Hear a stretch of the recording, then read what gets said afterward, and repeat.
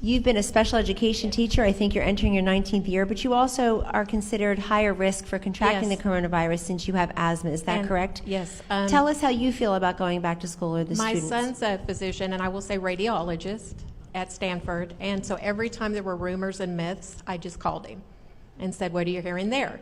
And he never once, not once, said, please don't go back. He knows how much I love my special education students, how much they need those special resources like your speech, my other colleagues provide. The instruction was extremely difficult for my students. A lot wouldn't come to the Zoom meetings. It's just so different. But what I was going to say is I typed the protocols from Springdale Public Schools, and I'm very comfortable with them. They've gone beyond the call of duty.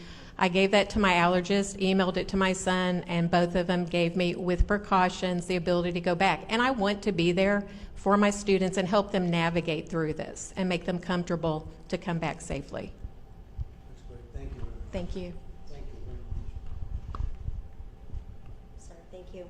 Dr. Melanie McGraw-Piasecki from Charlotte, North Carolina, a neonatologist, but also a mom of 3 who I think has been home with the kids, helping them navigate the online world of learning. Could you tell us, both a mom of 3 who's been home with them, but also through your medical experience, how can we learn to safely and quickly return to school? Sure.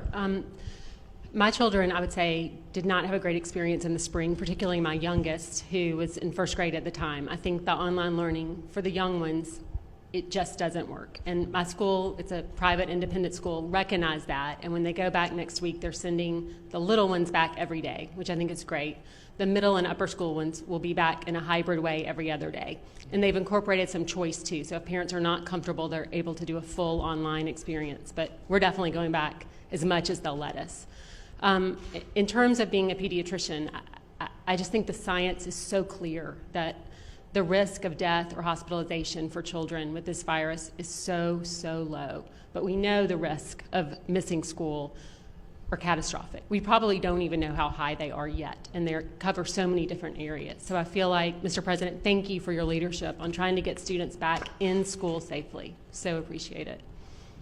And the concept of every other day seems a little ridiculous, right? If you're going to do it, you do it. If you're not going to do it, the concept of going back, even from a management standpoint from the school, every other day seems very strange. I think the idea is they're going to take half the student body on A days and half the student body on B days. And so they can